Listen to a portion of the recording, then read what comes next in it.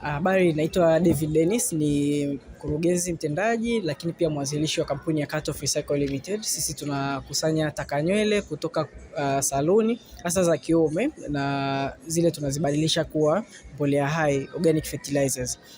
Bidhaa zetu sisi za mbolea zinaanzia kuanzia kwenye kupandia, kusaidia hadi kwenye kukuzia mimea kwa maana ya booster, hasa ni neno ambalo linajulikana na wakulima. Sisi tumeanza kazi yetu mwaka 2020, lakini hayo yote yameanzia nikiwa shule mwaka 2017-18, ambapo wazo la kwanza litokea nikiwa kwenye saluni ya shule. Wakati nilikuwa nanyoa pale, nilijiuliza swali ambapo mpaka leo inanikumbusha jinsi ambavyo ubunifu wote ulianzia. Jiuliza zile nywele baada ya kunyolewa zinaenda wapi? Na nahisi watu wengi huwa pia tunajiuliza hilo. Baada ya kufuatia kagundua kwamba huwa zinakusanya na kuchomwa katika eneo la shule. Sasa hayo yote yakanifanya kuanza kutafuta suluhisho, nini tunaweza kufanya. Kwa sababu pia nilikuwa nafanya mchepuo wa sayansi, physics, chemistry na biology. Wakati huo niligundua kwamba kati ya somo ambalo tulikuwa tunalifanya darasani ilikuwa linaonyesha jinsi gani ambavyo nywele za binadamu kama ilivyokuwa makucha yetu ina protein. Kwa na protein kule ndani inamaanisha unaweza kuwa na amino acids, ambapo sasa baada ya kuunganisha yote haya nikaja kugundua kwamba nywele zetu za binadamu zina content kubwa sana ya nitrogen kulinganisha na material yote ambayo ni organic. Hivyo katupa kitu cha kwanza cha kuamini kwamba hizi nywele ambazo tunazitupa tunaweza kuzirejeleza, lakini kikubwa kikawa sasa jinsi gani ambapo unaweza kuzibadilisha kuwa mbolea. Sayansi ya kawaida hata kikawaida, unajua nywele huwa ni ngumu na sio rahisi kuoza. Kwa hiyo ikatupa ugumu wa kuanza direct kwa ajili ya kuozesha nywele. Hivyo tukatafuta njia ya kikemia, tukaweza kupata product yetu ya kwanza ambayo kwa miaka yote hiyo sasa mpaka 2020 tulipoenda sasa kubiasharisha ule ubunifu wetu, tukawa tumeanza kupata product ya kwanza ambayo tukaanza kupeka shambani, kuitest, kuangalia na kulima jinsi inafanyaje kazi. Imeenda through improvement tofauti, kwa maana uendelezaji kutoka kwenye kile tulichokuwa nacho mwanzoni mpaka tulichokuwa nacho sasa hivi. Sasa hivi product yetu kuanzia mwanzo hadi mwisho tunatengeneza ikiwa organic. Hivyo inatutofautisha sisi na mbolea ambazo zipo sokoni nyingi ambazo zinakuja zikiwa ni za chumvi. Lakini pia kati ya vitu ambavyo namshukuru Mungu, lakini pia naishukuru serikali kupitia Tume ya Sayansi na Teknolojia ya COSTECH, ambayo imekuwa ikisapoti sana ubunifu. Mwaka 2023 COSTECH walianzisha programu kwa ajili ya kusaidia ubunifu wa aina hii kuweza kupata tunaziita intellectual property, kwa maana kwetu sisi hataza, kwa maana ya patent.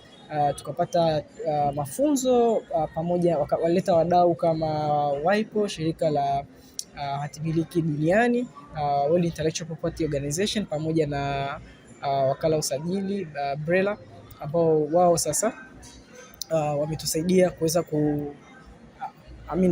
pamoja na wakala usajili BRELA, ambao walitusaidia kupata patent yetu, hivyo kuweza kutofautisha ubunifu wetu.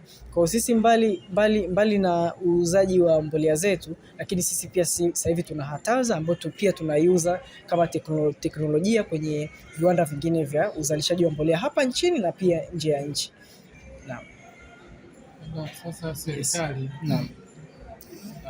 Sasa COSTECH wamesaidia kwa kiasi gani kuweza kuendeleza huu ujuzi na ubunifu? Nisi ndo nichokijibu hicho kuhusiana na upatikanaji wa hataza. Yes. Nisi nimeskip hizi jamii. Yes. Yeah. Ubunifu wetu wa ukusanyaji taka nywele, wakati tunaanza mwaka 2020 tulikuwa tunaenda kwenye saluni zozote tulizokuwepo mtaani na kuwaomba nywele. Kidogo ilikuwa naleta vitu fulani hivi ambavyo vilikuwa vigumu kukusanya, kwa sababu hasa kwenye tamaduni zetu za Kiafrika, matumizi ya nywele yanahusianishwa sana na mambo ya ulozi. Kwa hiyo ni ngumu sana kukusanya nywele. Mpaka pale baadaye tukaanza kuonyesha product tunazozitengeneza, lakini tukaja pia sasa na kitu kingine kwa ajili ya kuweka value kwenye ile chain ya ukusanyaji. Wale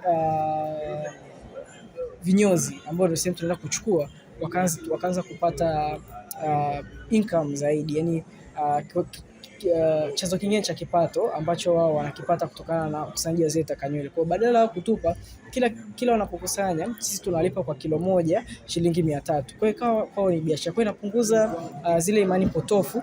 Sisi tunaziita potofu kwa sababu hatufanyi kile ambacho watu wanahisi sisi tunakifanya na nywele. Hivyo ikawa ni rahisi katika ukusanyaji, lakini pia mpaka mwishoni mwa mwaka jana tulikuwa tumerekodi vijana 350 kwenye mikoa ambayo tunakusanya: Dar es Salaam, Kilimanjaro na Arusha. Na kwa mwaka huu itazidi kuongezeka kwa sababu tunaongeza vituo Manyara pamoja na Tanga na Pwani, ili tuweze kukusanya nywele kutoka Dar es Salaam kufika Arusha na pia majirani zetu Manyara. Hivyo inaleta fursa ya kuongeza kipato ambacho kingine hatujawahi kukifikiria nchi yetu, hatujawahi kufikia sehemu yote. Kwa hivyo inamaanisha kwamba jamii zetu, iwe ni sehemu yoyote, nchi yoyote, mkoa wote, kuna fursa nyingine ya kibiashara ambayo inakuja inatokea kwenye ukusanyaji wa taka nywele. Hicho ndio kikubwa, lakini pia kwenye uzalishaji wa chakula kwa maana ya kilimo, tunazidi kuongeza tija pia, kwa sababu cha kwanza tunacho target sisi pia ni kuangalia wale wanaofanya kilimo biashara, kuweza kuwapa inputs kwa maana pembejeo ambazo moja ni effective. Cha kwanza kwa mkulima wote anaangalia ziwe kwanza zina matokeo. Cha pili anaangalia bei, yeye anafanya biashara. Mbolea zetu sisi ziko mpaka 80% cheaper. Bei yake ni 80% rahisi kuliko nafuu ukilinganisha na bei zingine ambazo ziko sokoni.